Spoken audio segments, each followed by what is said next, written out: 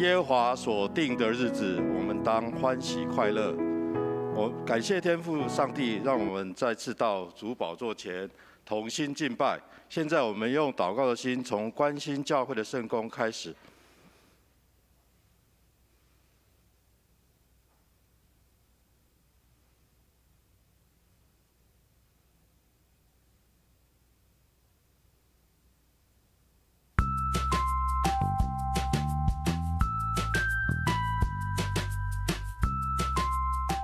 各位弟兄姐妹平安，让我们一起来关心教会事工。3月16号上午10点，于本会举行台北中会第70届第2次议会，约有200位牧者、长老出席，本会义工以及长职协助接待。109学年度第1学期奖学金申请到3月28为止。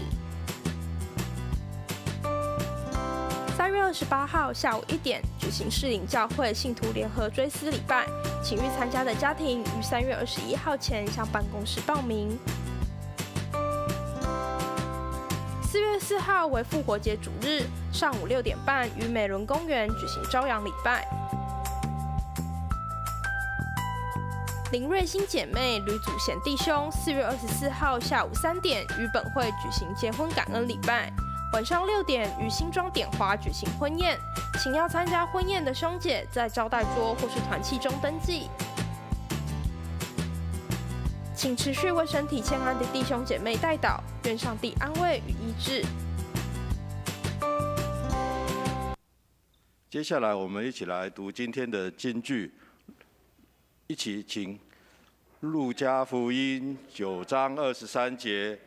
耶稣又对众人说：若有人要跟从我，就当舍己，天天背起自己的十字架来跟从我。路加福音9章23节。耶稣又对众人说：若有人要跟从我，就当舍己，天天背起自己的十字架来跟从我。我们一起站立，同心祷告。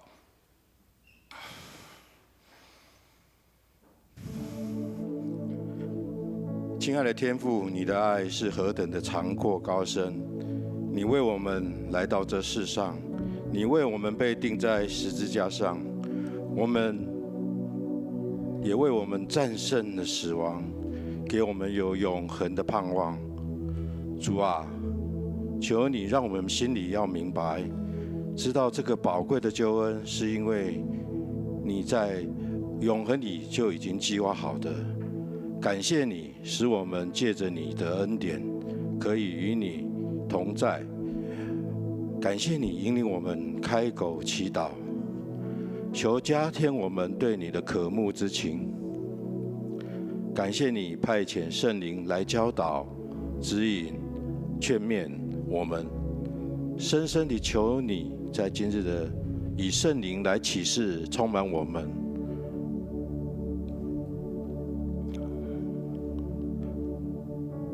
主啊，求你差遣圣灵在我们的生命中结出爱、喜乐、和平、忍耐、恩慈、良善、温柔、节制的果子，可以在众人面前荣耀你的名。主啊，我们知道，我们真的是不配站在你的面前。你若要追求我们所犯的罪过，谁也无法在你面前站立。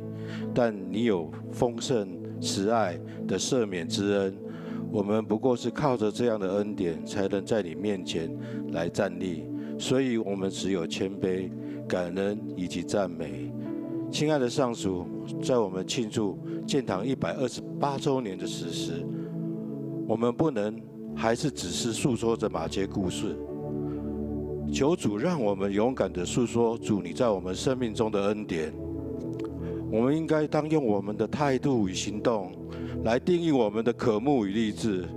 我们不能逃避我们自己的责任，让我们起来，除去救我，离开舒适圈，用行动来成就我们对你的渴慕与立志，让新教育馆成为你荣耀你的殿，而不是逃避还有闪躲责任的毕士大。我们求主保守我们众人明白你的道，活出你的道，让我们与你再次的约定，成为真正的门徒。亲爱的天父，现在我们一同到你面前来聆听你的话语，这是我们的恩典以及福分。求主洁净我们的心思意念，圣灵求你在我们每个人的心里来动工，做光照的工作，做成全的工作。最后，我们用主祷文来结束今天的祷告。我们在天上的父，愿你的国降临，愿你的旨意行在地上，如同行在天上。我们日用的饮食，今日赐给我们，免我们的债，如同不叫我们陷入试探，救我们脱离恶者。因为国度、权柄、荣耀，全是你的，直到永远。阿们。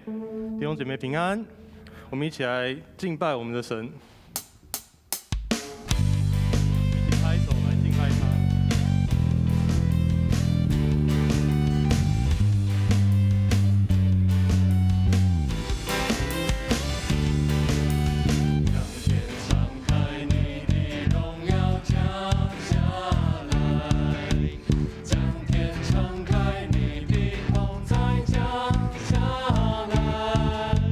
将天敞开，你的荣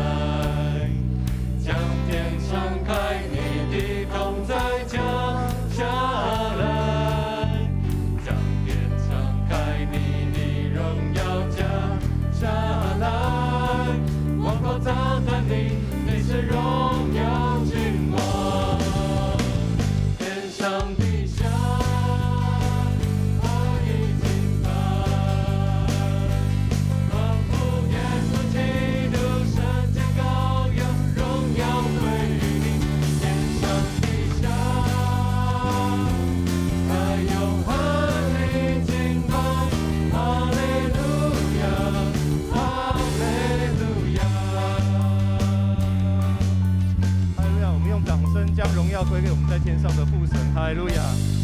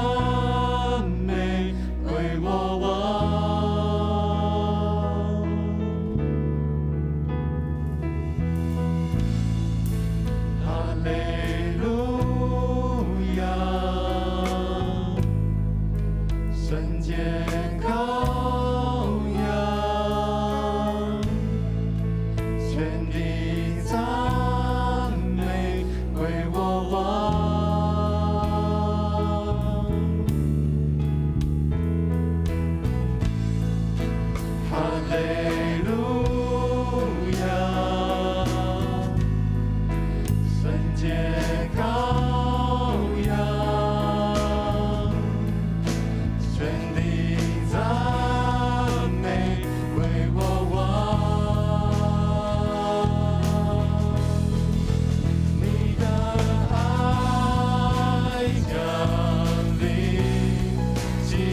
至今拯救我生命，荣耀君王尊贵羔羊，不惜代价全献上，我救主降临，将生命气息吹入我心里，进入你爱里，永恒的同在里，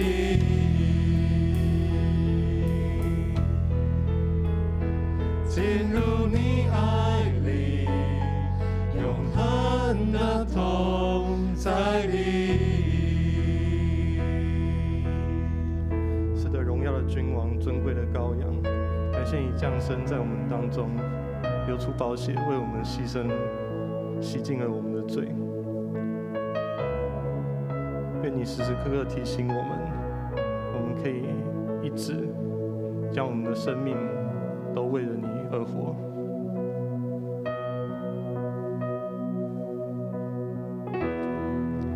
我将生命交在你手中，献上一切给你主，我的世界全在你手里，我属于你到永远。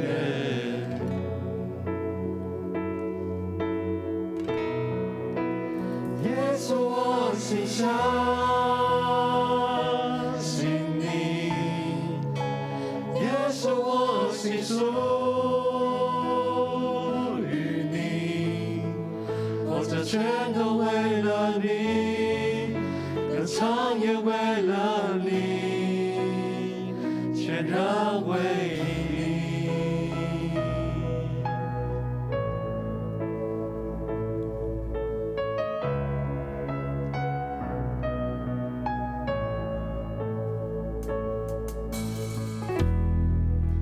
与你同行，到天涯海角，无论悲喜，我心靠你。主，我愿意活出你旨意，活出你应许，到永远。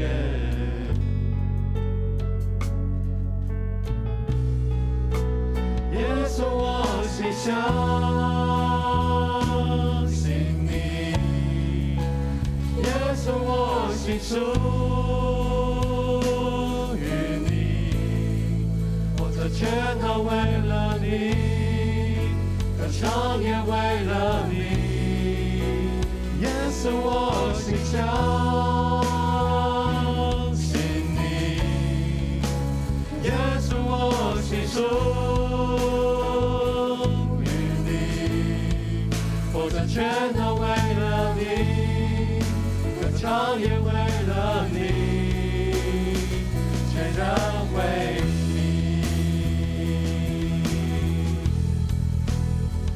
主，我敬拜，主，我敬拜你，主，我敬拜，主，我敬拜你，主，我敬拜，主，我敬拜你，主，我敬拜，主，我敬拜你。耶稣，我心相信你，耶稣，我心属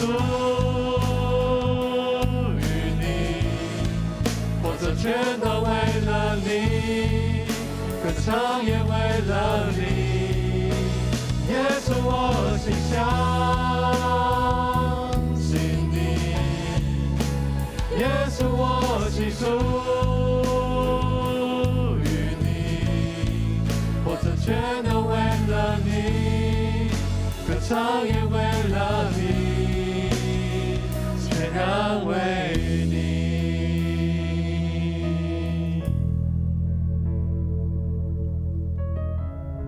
全能的父上帝，我们感谢赞美你，感谢你让我们在这个时刻能够再一次回到天父的家，让我们能够全然为了你。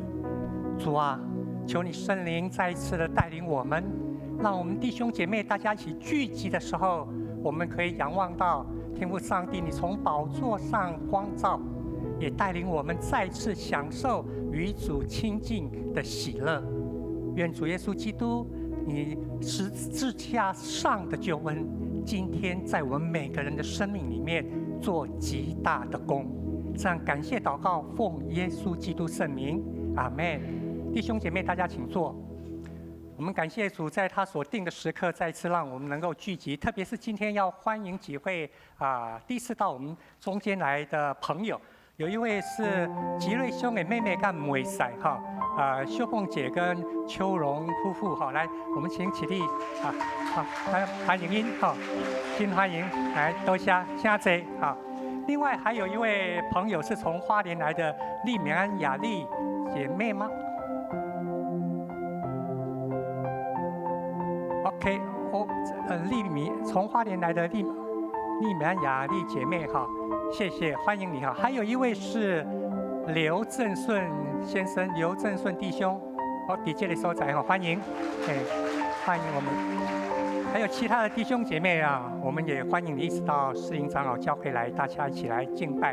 特别是感谢主，我们教会生日的时候，我们能够领受他给我们的不只是看得到的生日蛋糕，更重要是让我们能够领受到心灵真实的一个饱足。所以我们从昨天到今天有教会生日的培灵会，非常感谢天父上帝带领葛绍兴牧师从屏东来到我们中间。他在1998年在台湾神学院受造就，在台湾神学院的时候，曾经在我们教会跟我们一起经历、一起敬拜。特别那时候不良敬拜团刚成立2年，所以他也一起参与在整个的敬拜的服事里面。借着昨天他给我们的信息，今天他也要继续带领我们一起进入到上帝所预备的恩典中间。因此，我们要请洪龙执事带领我们来看今天上帝的话语，在约书亚记第5章13节到15节。约书亚靠近耶利哥的时候，举目观看，看哪，有一个人站在他对面，手里拿着拔出来的刀。约书亚到他那里，对他说：“你是属于我们的，还是属我们敌人的呢？”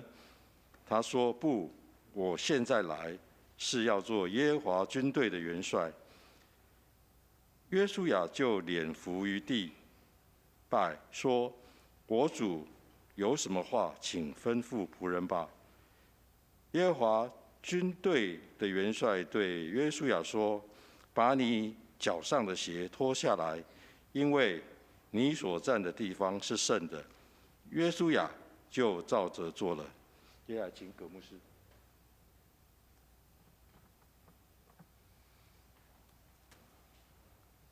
许牧师以及各位弟兄姐妹，大家早安。非常的感谢上帝，他奇妙的带领，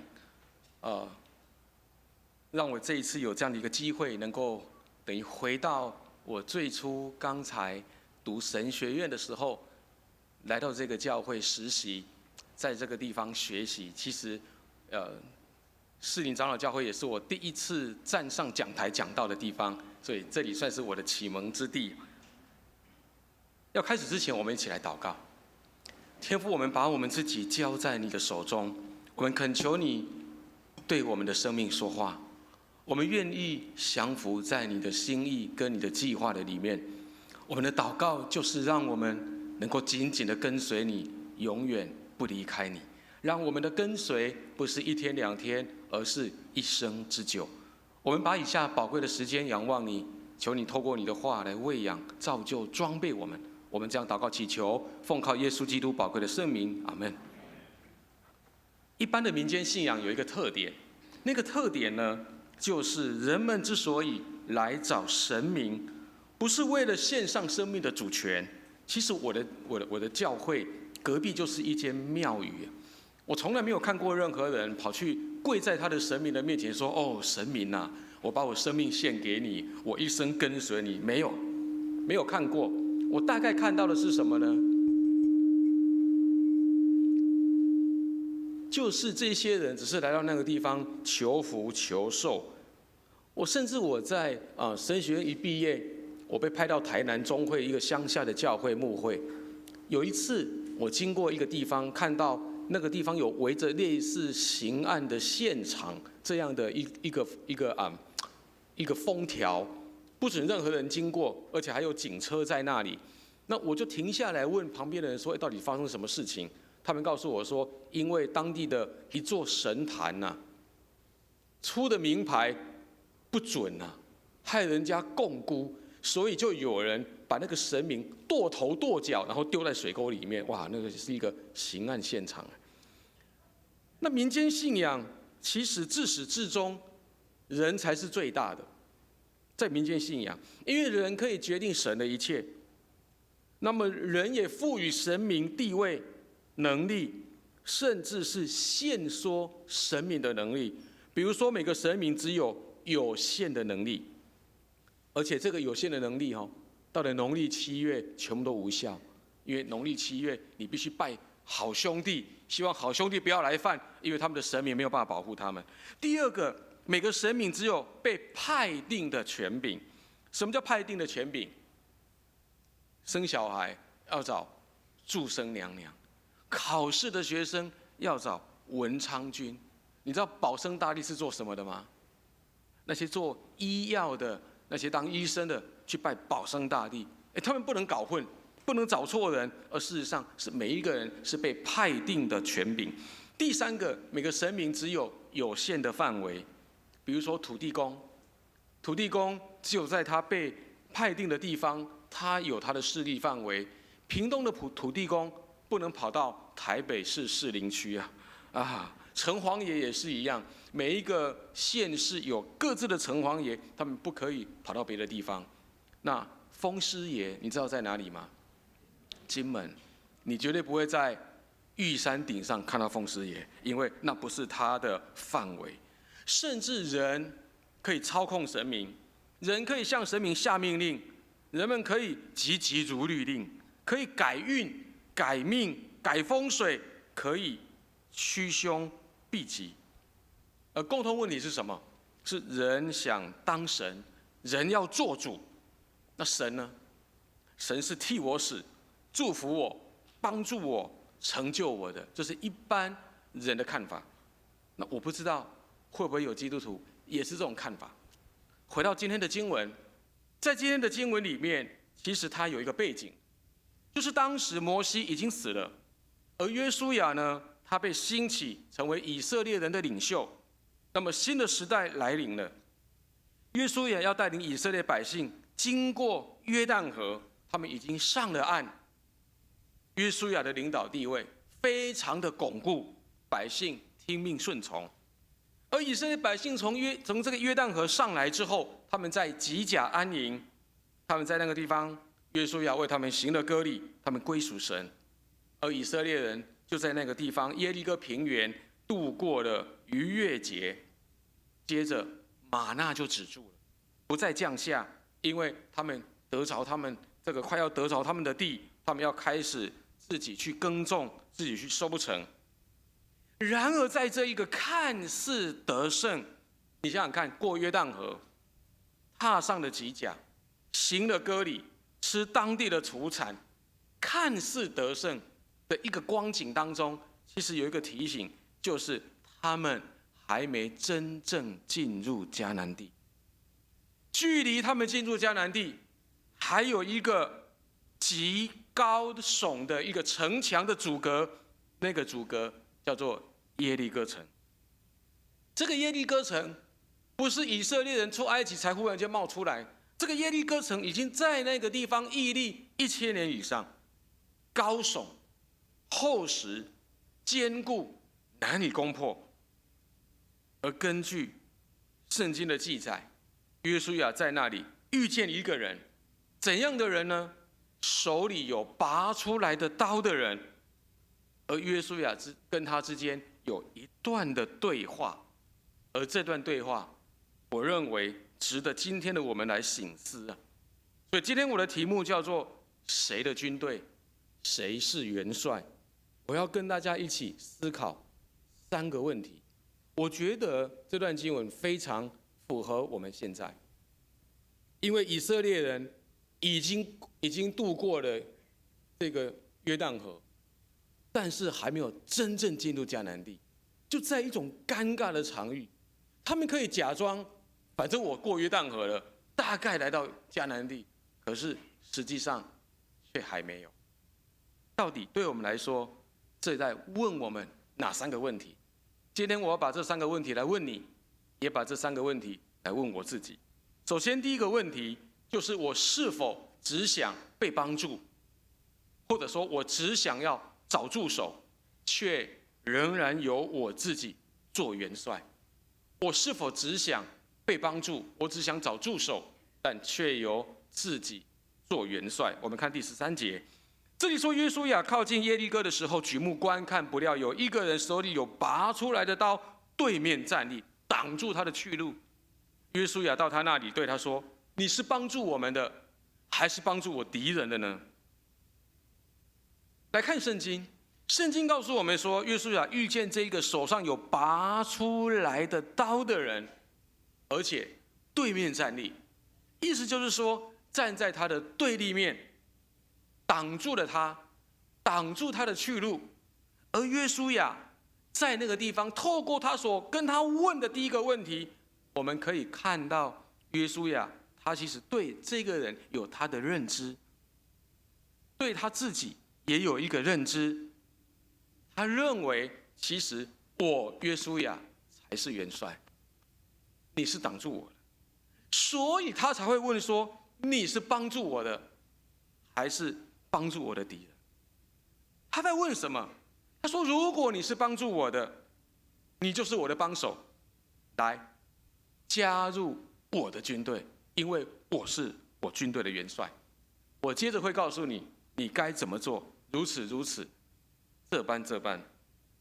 但是如果你是帮助我敌人的，那你就是我的敌人，因为你帮助我的敌人，你就是我的敌人，那你就别怪我不客气，因为我会杀掉你，我是军队的元帅。这大概是约书亚的想法，这大概是约书亚的认知，他要搞清楚，你是帮我的，还是帮敌人的？帮我的，来到后面我会告诉你该做什么；帮敌人，我先杀掉你，因为你挡住我的去路。可是我们刚才读的圣经告诉我们，这一个站在对立面的人，他有一个特征，就是他的手里有什么？拔出来的刀。那什么是手里有拔出来的刀呢？如果你有仔细查考圣经，你会发现手里有拔出来的刀，这是神的使者的其中一个记号。我们来看几段经文，民数记22章31节，这里说，当时耶和华使巴兰的眼目明亮，他看见耶和华的使者站在路上，手里什么？有拔出来的刀。巴兰就低头俯伏在地，这是神的使者。在历代志上第21章第16节说，大卫举目看见耶和华的使者站在天地间，手里怎样？有拔出来的刀，身在耶路撒冷以上。大卫跟长老都身穿麻衣，然后呢，面伏于地。面伏于地叫做敬拜，下哈，面伏于地。弟兄姊妹，让我告诉你，我们一般的人的想法，尤其当我们面对人生困境的时候，我们往往只想要找帮助者，我们只想找帮手、助手来助我们一臂之力，而不是找元帅来带领我们。换句话说，实际在主导、在带领的元帅还是我们自己。这就是一般的人，甚至许多基督徒也可能这样：遇到困难啊，主啊帮助我，啊主啊祝福我，啊主啊助我一臂之力，啊上帝啊你帮我，你帮我，但是我来主导。我们常常就是自己做决定，要神来帮助我；我们常常自己主导一切，然后要神帮助我们排除万难。啊主啊，我想要做这个，帮我排除万难。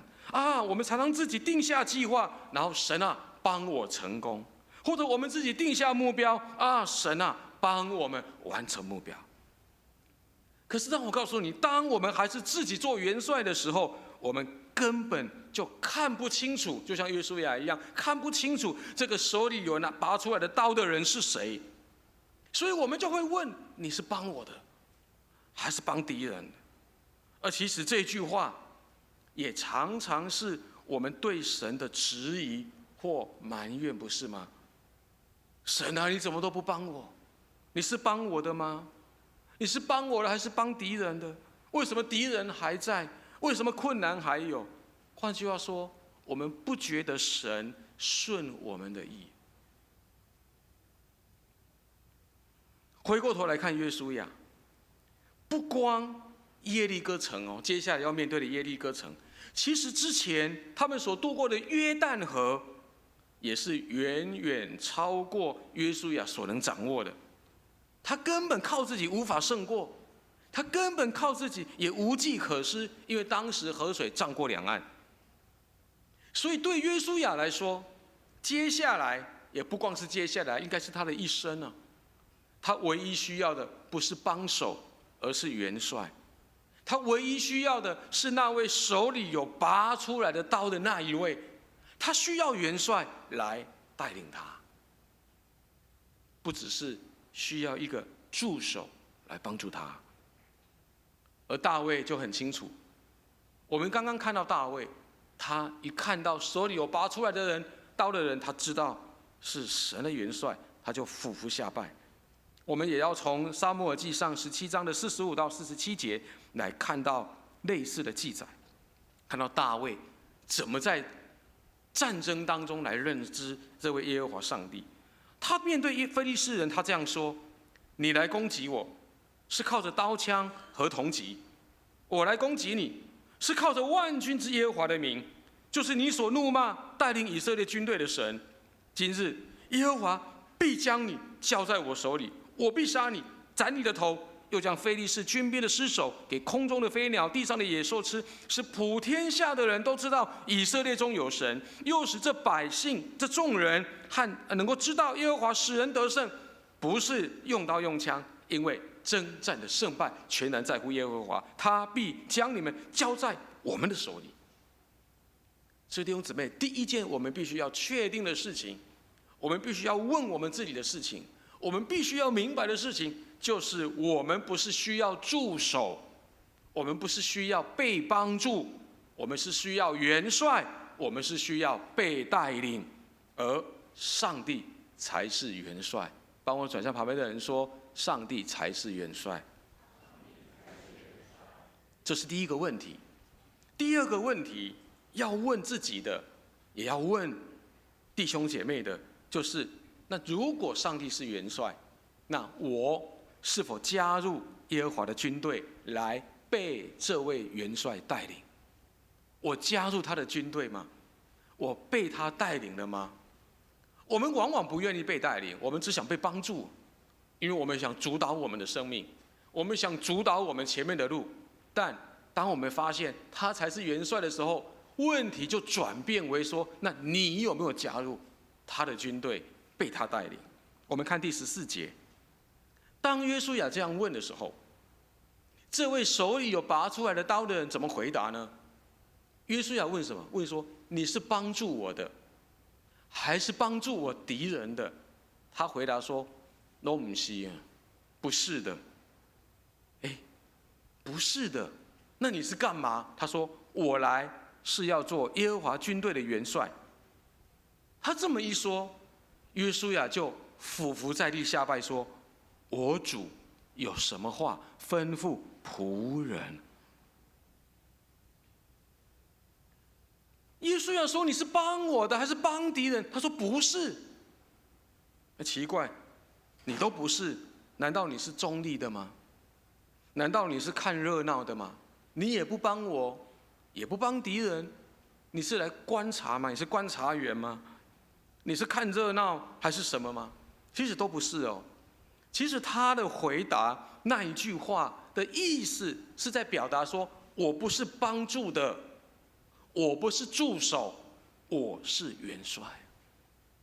所以他从原文来看，他是这么讲的：他说，身为或者我是耶和华军队的元帅，因此我来。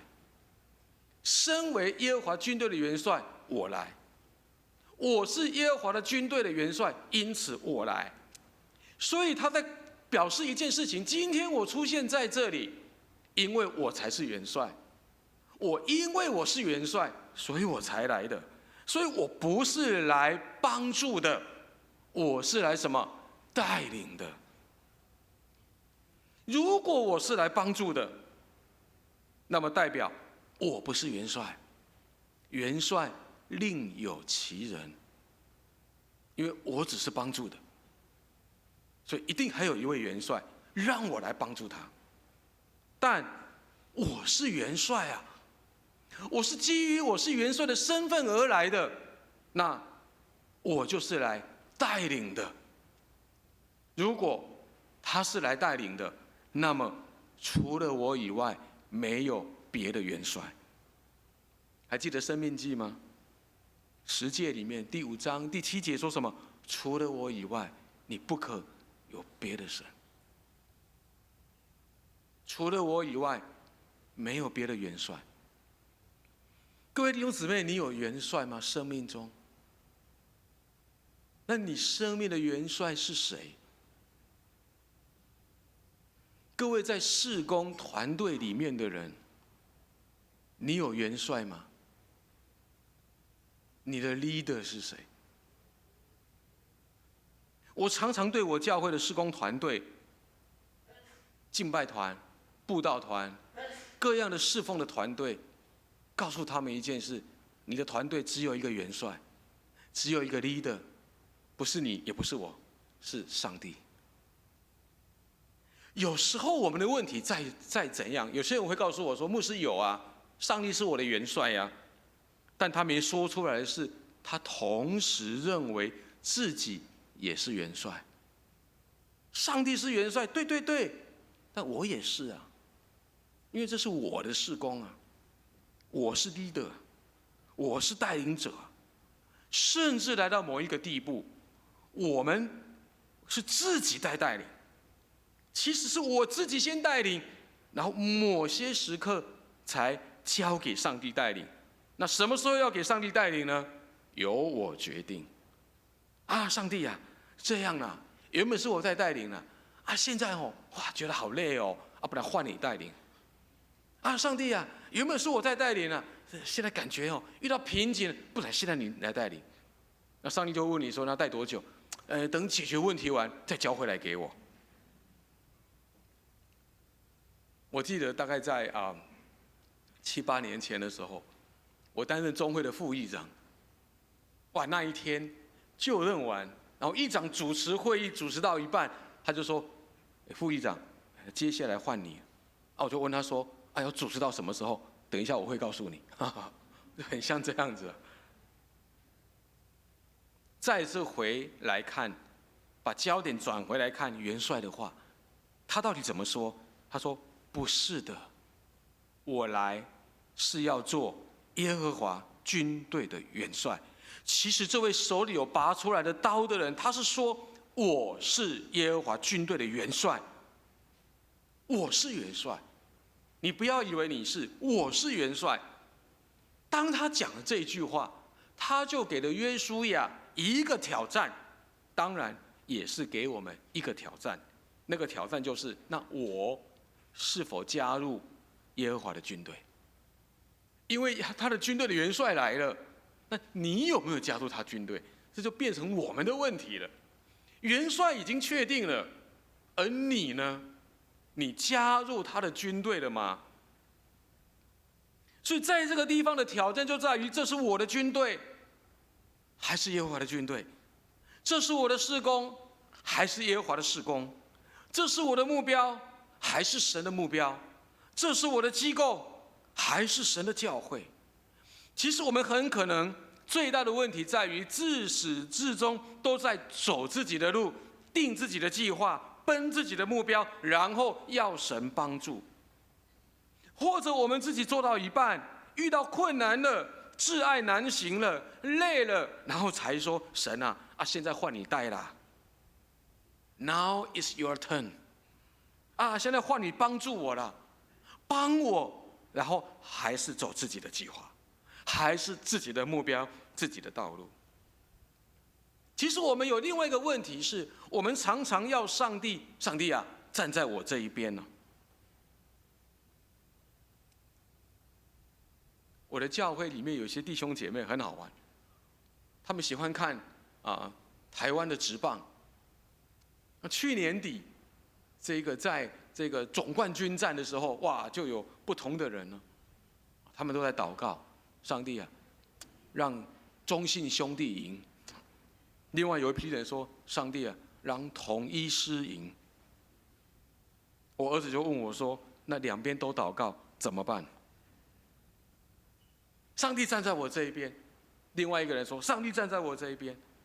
不，这位手里有拔出来的刀的那一位，他才是耶和华军队的元帅。我们应该清楚的是，我是不是加入他那一边？我是不是加入耶和华的军队，被这位元帅带领？是谁的军队，就由谁带领；是神的军队，就由神带领。所以这是第二个我们要问我们的问题：你加入他的军队吗？你开始被他带领了吗？我今天第三个要问大家的问题，我们先来看约书亚记5章的15节。当他发现是军队元帅，其实约书亚马上降服，他马上俯伏在地，他说：主，请吩咐你的仆人。他把这个次序位置放对了，然后这个军队元帅就对他说：把你脚上的鞋子脱下来，因为你所站的地方是圣的。约书亚就照样行了。其实这不只是约书亚的经历，这也是约书亚的师父摩西的经历。摩西被呼召的时候也有这个经历。我们来看出埃及记3章5节，大家看到焚而不毁的荆棘有没有？这是我们长老教会的标志。然后他一直要靠近，要去看看这个大异象。神就跟他讲：不要近前来，把你脚上的鞋脱下来，因为你所站的地是圣的。我们的教会没有，我曾经去过其他的教会交换讲台，我自己教会也没有。交换讲台的时候，要上台之前，哇，那个长老会跟我讲说：牧师，我们教会礼拜堂要脱鞋子。我不知道你们现在这个青少年团体会不会玩这个游戏？来到圣地要脱鞋，为什么某某某不脱鞋？我不知道你们有没有玩过这个？好像是来到一个圣地、神圣的地方，好像我们应该脱下鞋子，代表我们恭敬，代表什么？这是不是这个意思啊？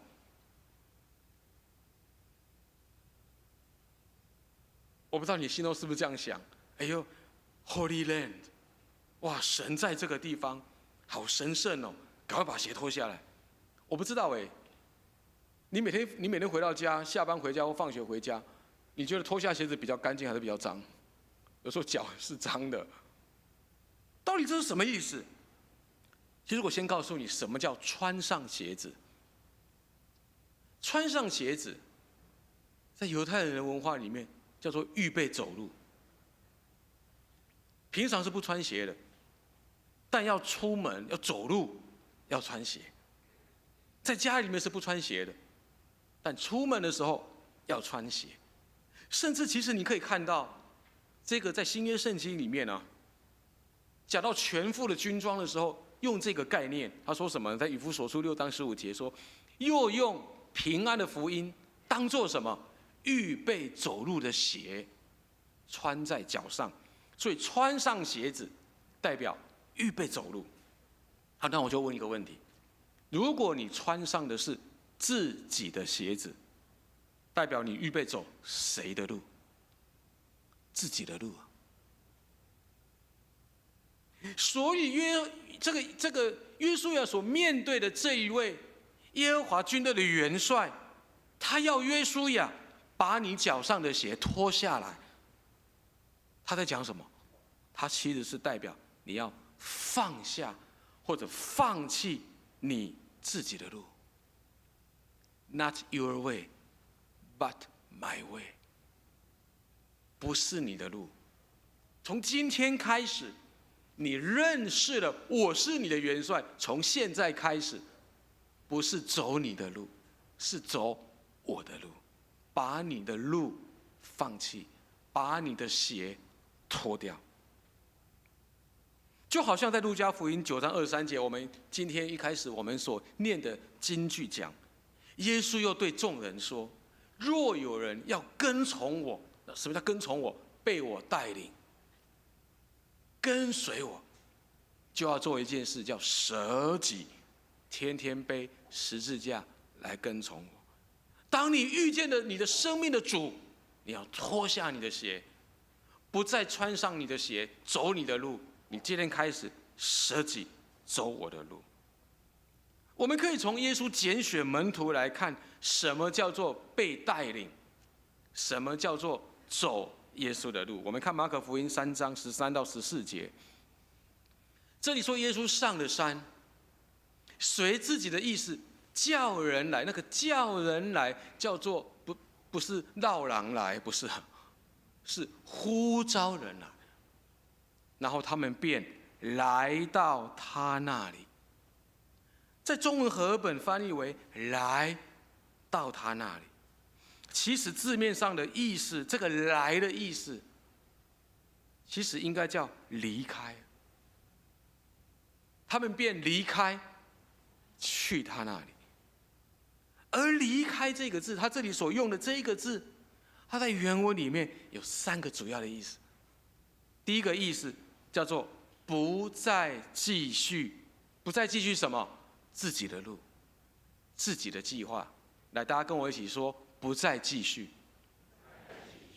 所以原本是走自己的路，自己的计划，自己的想法，自己的目标。我现在不再继续了，我改别的，所以我不再继续我自己的。第二，来的意思或者离开的意思，叫做离开某处，去到另一处。你如果离开某处，没有要去别的地方，那叫闲晃，那个不叫做来。离开某处，去到另一处，就好像我昨天讲的，我必须离开屏东，我才能够来到台北。我必须离开，你必须离开你家，或者你上一个地点早餐店，你才能去到教会。所以离开自己有一个目标，要去到另一处，哪里呢？去到耶稣那里。离开自己，去到耶稣那里。第三，这个来，这个离开这个字，除了代表不再继续，离开某处去到另一处，第三代表跟随。跟随是什么意思？由他带领。我记得我之前在台南牧会的时候，我神学院刚毕业，抽签抽到台南中会，我在那里3年。然后后来有一天，这个大概到年底的时候，这个总会有举办一个传道师在职训练。那以往都在新竹圣经学院，这个那一年呢，改在新竹的一个叫马武都什么健康世界的样子。但因为我没有去过所以就这个就有一个我的同学他就跟我约好说，那我们一起去啊。然后他在彰化中会，然后我就在我车子上设定好导航，然后我就先开车从台南开到彰化的某一个交流道下去，他在底下等我，然后我们就一起上来。然后要上来之前，我就跟他讲说：我开导航，那你就跟着我。然后我就跟着导航，让导航来带我们。他说：好。然后我们都开教会福音车。那你知道教会福音车其实很大台呀，那其实不太适合开快车哈。你如果开一般私人轿车，大概你可能会在高速公路上面稍微加快。可是因为开的是那福音车，所以不太适合开太快。那我就稳稳的开，然后就跟着那个导航走。我开到一半，就从我的后照镜看到我那个同学很厉害，他可能习惯性的超车啊，他开他就哇就过去了。可是他也不知道路，他应该跟着我，因为我在跟着导航。然后我就在后面用这个大灯闪他，然后过一会儿他好像有发现，然后我就再过去，然后再过一会儿再开到一半他就又来了，然后我就不理他了，因为交流道到了，我就下了交流道，然后他就继续不知道往哪里去了。当我抵达会场，报道完都先拿东西放完房间了，他还没来呀，我打一通电话给他，他说：你现在人在哪？你不是要带我的吗？你怎么不见了？我跟他讲说：你不是要跟我的吗？你怎么不见了？弟兄姐妹，什么叫跟随？跟随叫做由他带领。哪一个人可以说我在跟随耶稣？除非你由耶稣带领。如果你常常超车，如果你常常离开他的带领，如果你常常走自己的路，不好意思，你根本没有在跟随耶稣啊。那你说那怎么解释？因为你所站的地方是圣的。我们常常想说这个是在讲那里是圣地所以我要脱鞋。这真的是像穆斯尼所讲的，脱鞋代表放弃自己的路或放下自己的路吗？确实，什么叫圣？圣的意思不是指神圣，它有一点这个意思，可是它更多的意思是指分别。什么叫圣？圣就是分别，所以我们说分别为什么？圣。圣是分别，所以换句话说，这个军队的元帅跟他讲一件事：你现在站在一个分别之处。你约书亚，你必须在这里做一个抉择，也就是分别。你要做一个分别，你要做一个抉择。什么抉择？第一，仍然由你自己带领，仍然由你自己带领，因为你原本认为你才是元帅，所以你问我是不是帮你的，我现在已经告诉你不是，所以你来到一个分别之处，抉择之处。所以你要决定，第一，仍然由你自己带领，那你就自己负你的责任，你要自己走你的路了。第二，你由上帝带领，你仍然是自己的军队，或者你今天要做一个决定，加入耶和华的军队。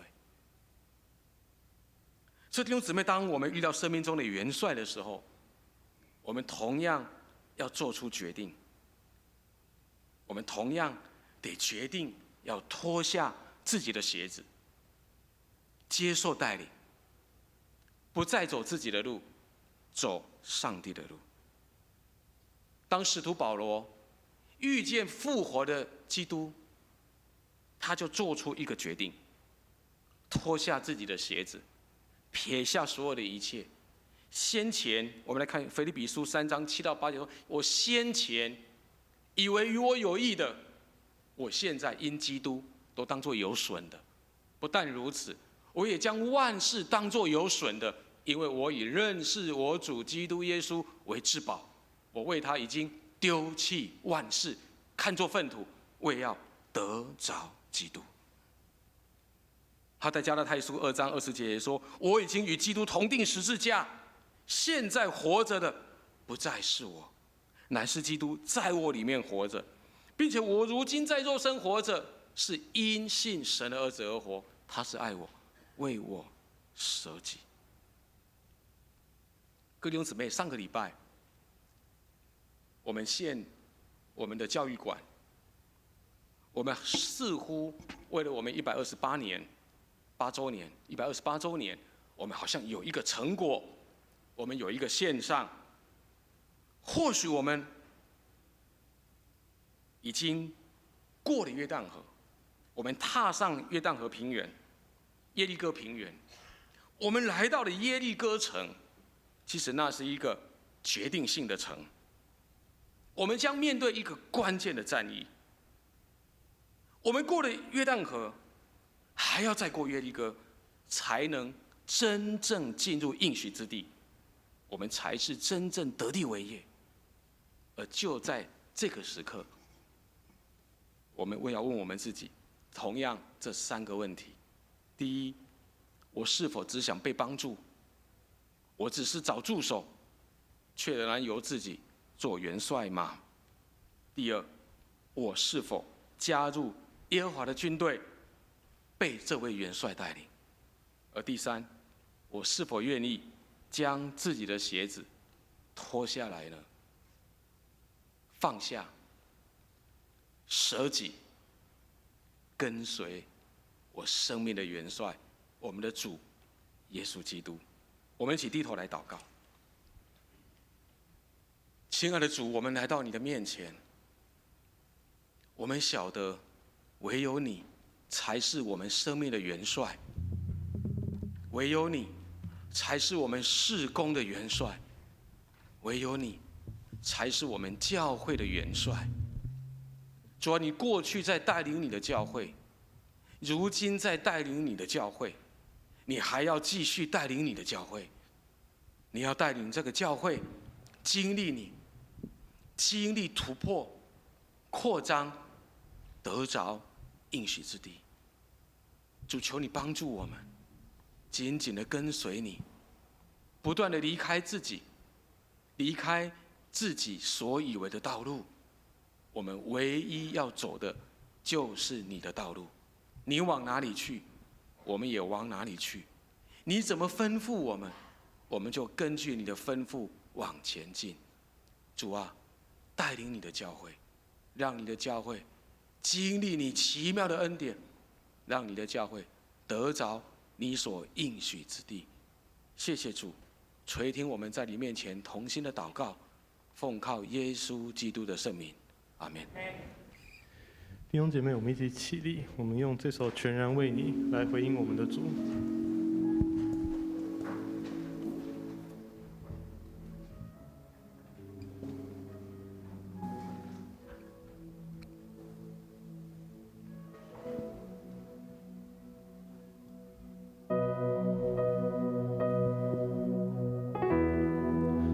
我将生命交在你手中，献上一切为你主。我的世界全在你手里，我属于你到永远。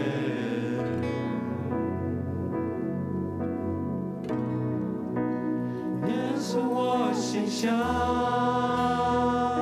信你，耶稣，我心属于你，我的全都为了你，歌唱也为了你，全然为你。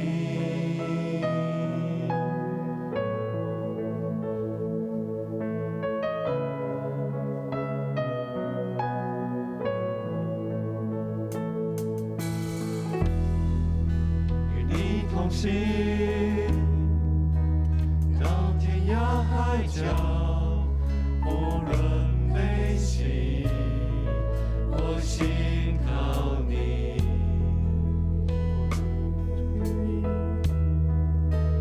活出你旨意，活出你应许，到永远。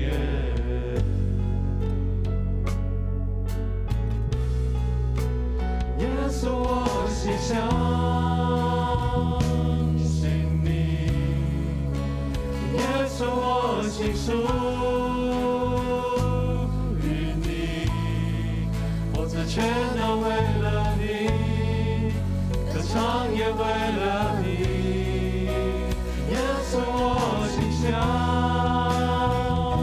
信你，耶稣我心属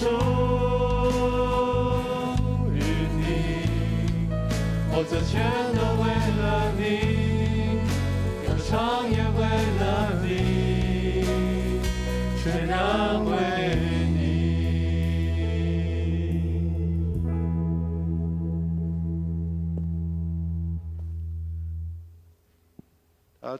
接下来我们感恩奉献，大家请坐。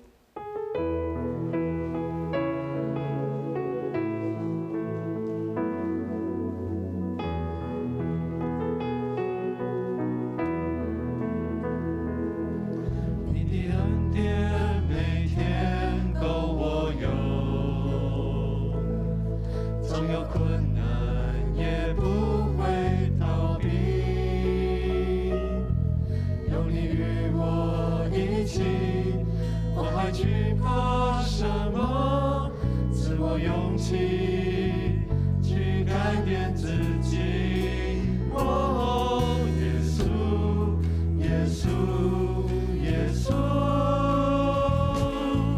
奉献一生，皆因最爱是你。为了你，我愿将一切抛弃。耶稣，我要得着你，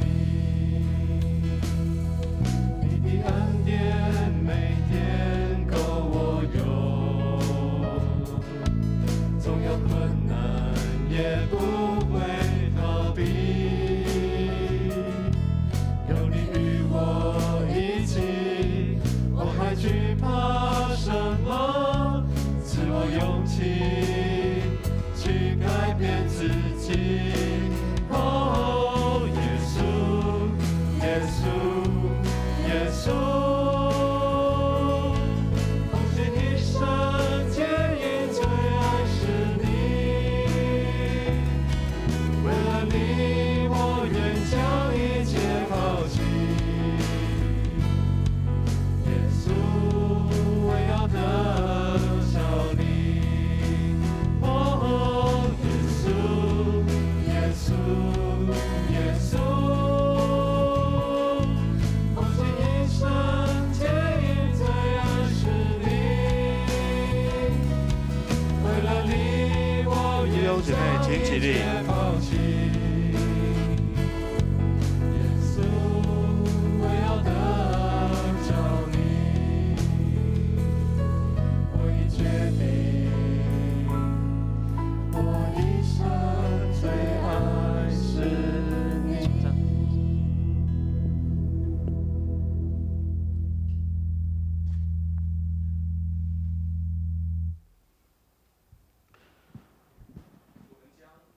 我们的生命，将你所给我们的金钱，全然的献上在你的面前，求你来悦纳，也愿主耶稣基督的恩惠、天父上帝的慈爱、圣灵的感动交通，常与我们众弟兄姐妹同在，从今时一直到永永远远。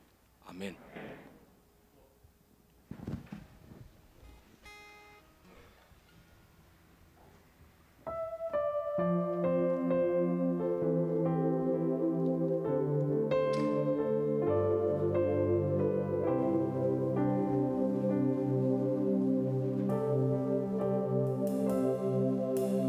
面对每个风浪，信心将要被吹散。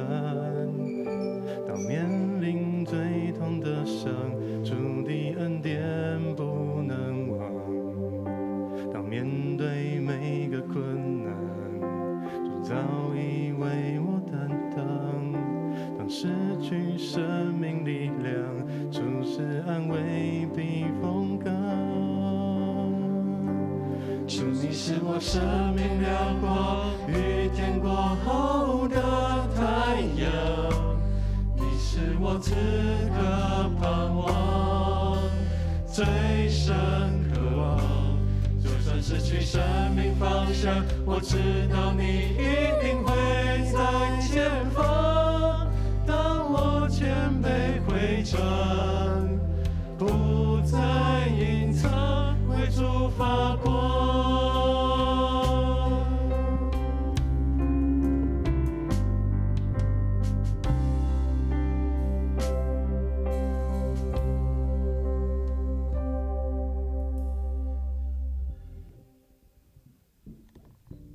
我们今天能够一起敬拜，在外面招待桌有一本就是我们去上个礼拜建堂的感恩礼拜中间，在艰难中站稳脚步，把建堂的整个过程有很详实的记录。